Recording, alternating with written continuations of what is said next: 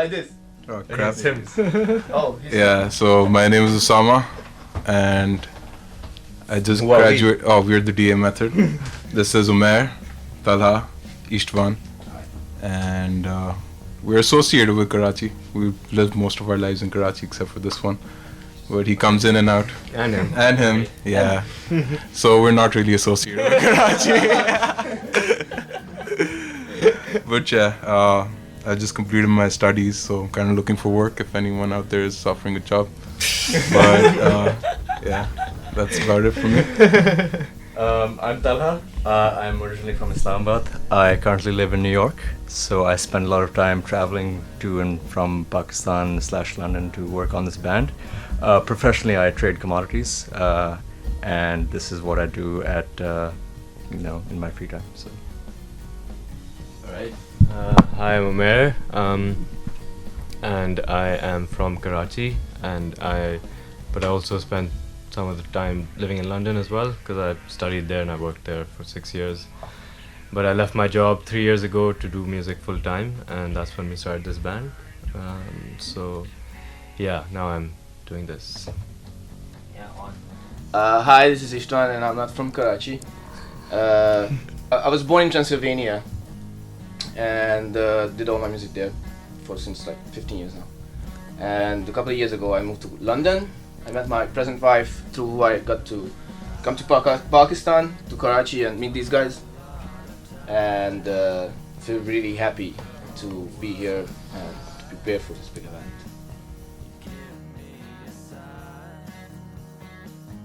Okay. So the band came together when I was in London working there, and Talha, who's also a distant relative and a close family friend, was visiting London and staying with me some of the time, and we just started jamming together for the first time properly, and came up with some pieces which we thought we should pursue, and so we started putting together what became an album called Great Disillusion, which is the album we just released via Patari in Pakistan. And we are doing a launch gig for that album this Saturday at Alliance Francaise, 13th February.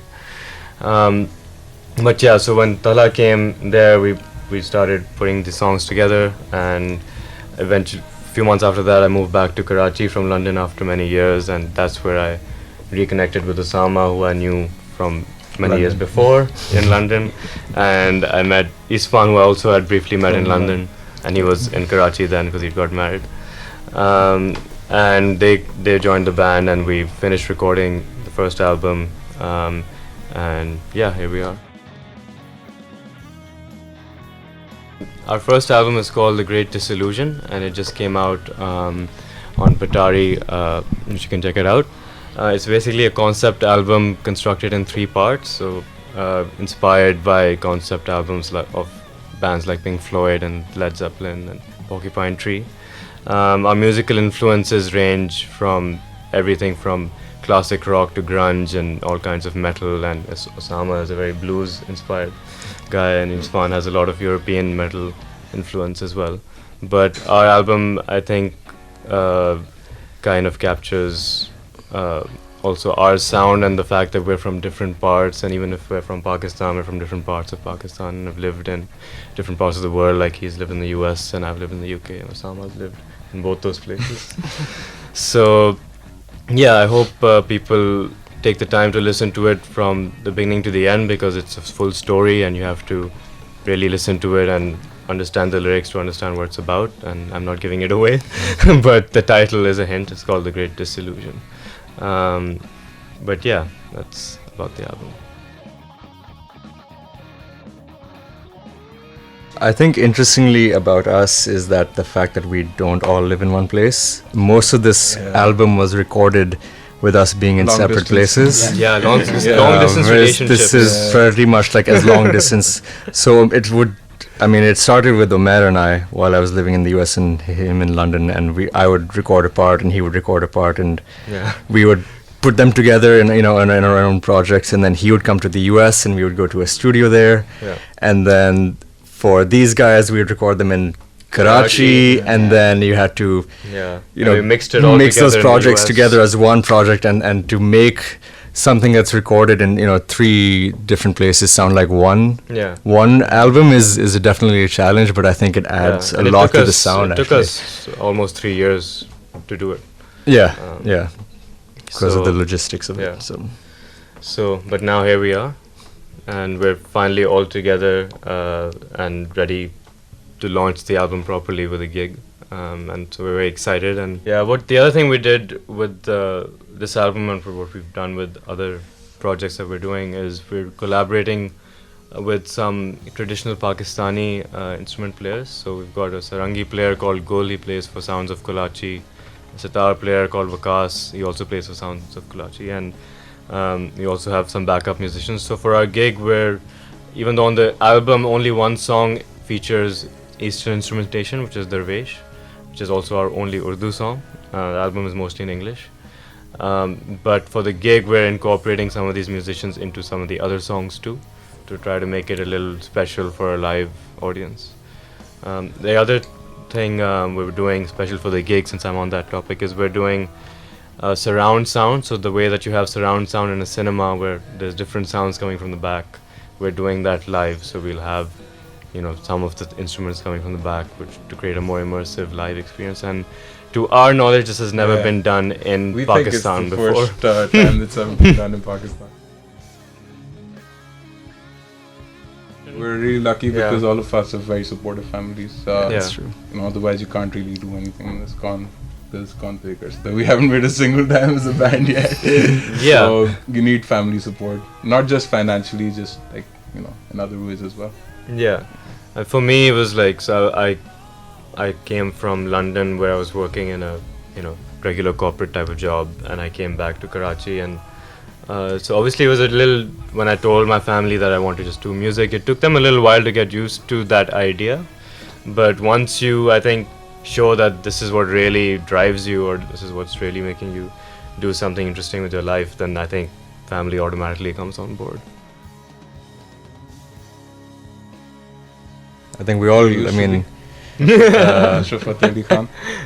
Junoon. I mean, Junoon was my soundtrack growing up. Junoon was it. Yeah. Yeah, and for me also, There's a few good bands around like Rohel Hayat as a producer, musician. Yeah, as a producer. Everything from Really grew up listening to Vital Signs, but I think stuff like that. yeah, but I think what he did with Coke Studio really kind of inspired me to explore music again. And I was a guitar player for the last 15 years, but I wasn't doing anything with my music or whatever. I think individually each of us are familiar with to varying degrees, but as a band, what we're really interested in is we like music with layers, and using Eastern instruments is a very different kind of texture you can add to the music, and it not only for the fact that it suggests that we're from a certain part of the world, but more for the fact of the sound of it is so different that you want to, if you're doing music as an art form and making a statement, then you want to do something that's a little different from what's done. And so I think our music is mostly kind of, if you listen to it, a mix of grungy rock and prog rock from Europe, from bands like Opeth or Porcupine Tree. But vocally, like Osama is grown up with blues and stuff, so it's more grunge and more folk, like blues, old grunge, school old folk. rock. Yeah. Yeah. And like from the drummer and percussion side, we've got different European influence. And American as well. And American metal. He's a pure metalhead. Yeah. So for us, exploring the Pakistani-ness of us is in terms of the instruments. More so the styles of instrumentation. music. Yeah, I really don't understand that why is that happening, because musicianship. I can say that I met the top musicians in the country, because the 8th season Coke Studio I was happy to cover as a photographer, so I was there from start to beginning, from beginning to end. So I got to know all the big musicians, and I'm very sorry to say that it didn't get. And I don't know why. I really don't know, because they are on that level, and way higher as well, I can say. So I really don't understand why. I think there needs to be more bands You out guys, there you making guys should their know own better, music. actually. Yeah. That's very important because Yeah. like it's one thing to cover old songs Yeah. and just make it a format or template or Yeah, whatever, but people need to try and do new things. became formulaic almost I think after a while. that's the main thing because Yeah, people aren't international used stage play, to. like who do we have? We don't. No, and I know that Rahat Fateh Ali did that Derek Trucks thing, but Yeah, but the other thing is that people just aren't used to, like, only now, very recently in the last few months, you're seeing Karachi mein there's gigs every weekend or every other weekend and things like that happening. But for the past, let's say from 2008 till 2014-15, we had a completely dead music scene. So there was no outlet for people, even if they're making music in their bedrooms or studios. How are they going to reach the masses, you know? Media, I mean, no one's playing, on TV, no one's playing music videos, no one has money to make music videos. Jo thoda bahut is in places like FM89 or whatever radio. But there needs to unless be you go better out filters. in the awam and play stuff, then you're not going to get that exposure. So that's why we think, we're trying to do as big a show as we can, and we're keeping it free so anyone can come. So that's the idea. Hopefully it can start something. I know that we know a lot of the local musicians. Yeah, there's a lot. And of they're good very musicians, talented, yeah. and they've helped us out a lot as well. But we hope they get more avenues to show their Ali talent. Sohail, for example, who Yeah. will be opening for us. Yeah, shout out.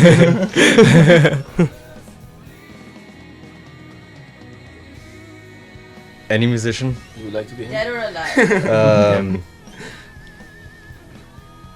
Miles Davis. Why? I don't know. I think he saw music differently than most people do. It's really hard to describe. There are a lot of musicians I can say that about, I think, but there's something about Miles, I don't know. The song. Very awesome picture. I need to think about this one. I also need to think about this one. For me, it's quite easy. It's my Portnoy.